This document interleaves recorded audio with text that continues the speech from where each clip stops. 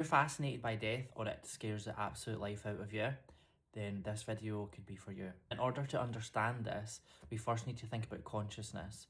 Now, consciousness is always present. Consciousness is always in the here and now. So if you think about it, right, you can remember your infancy, you can remember your childhood and whatever years you've had until this point, but you're not living in it. You can also, on the other hand of that, visualize the future or interpret what the future might be like for you. You can manifest it, visualize it, but you're not currently living in it.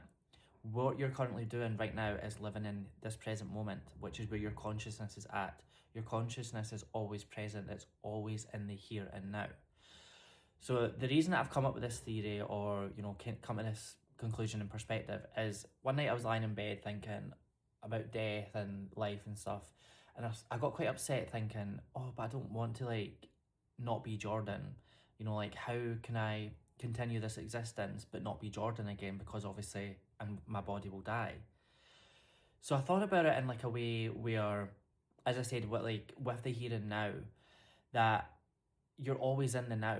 So although you don't remember past lives or lives that you had before, that doesn't really essentially matter, because you're living in this moment now. You're in this here and now, you know, this present kind of existence.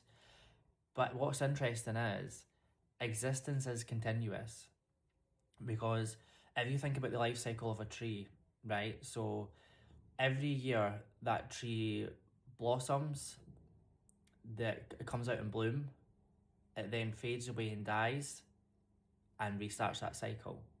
But what stays continuous is the source of that tree. Its roots, its trunk, you know, its stability, its inner essence. That is continuous. So when you think about us as soul spiritual beings, we, at our essence, we are continuous.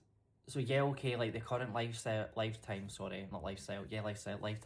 that you're in right now, it's limited, it's finite, right? But your soul essence, like who you are at your core, that is, you know, continuous. That is infinite, because that will continue to carry on throughout lives. And if you don't really believe in past lives or reincarnation, here's a good analogy for you. So imagine you're playing a video game, right?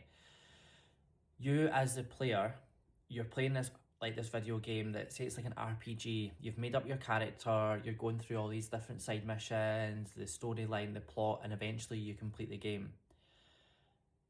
Imagine, say, 6 months, 2 years later, whatever it may be, you're like, do you know what, I'm going to play that game again, but you play it as a different character. And this time around, you might pick up different collectibles, you might do different side missions, but ultimately the baseline of the game is the same. So imagine that as human existence, as life. You, your soul, is that player. And the current the current lifetime that you're living now is your avatar, that's your character. So although you might not remember some elements from before, there is also aspects that your soul does remember. So think about when you do, this is a bit off topic, but think about when you go into a job or a career, or you're learning something and you seem to pick it up really quickly, or it's almost like you already knew what to do, or like certain skills or talents that you have, it's like just embedded within you. You don't know how that you're so good at it, or how you can just pick it up straight away.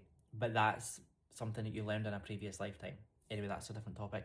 But do you understand where I'm going with this? So when you move on to the next lifetime, when you're going through spirit, when you're going through your soul journey, you're always present. Your consciousness is always in the here and now. So although, yeah, okay, you will leave this lifetime and no longer be who you are now in terms of your character, your consciousness, your soul essence, your existence will remain the same. Does that make sense? So in a way, we don't actually need to fear death, because it's not the end, it's a transition. It's the end of that playground, which then in turn allows you to go on to the next one, or wherever you want to go, or whatever you want to do as a soul. You don't always have to come back here. You can go other places. But you know, so I hope that helps. I hope that makes sense. Let me know in the comments below what you think about this. If you've got anything to add to that, yeah, let me know your thoughts and opinions.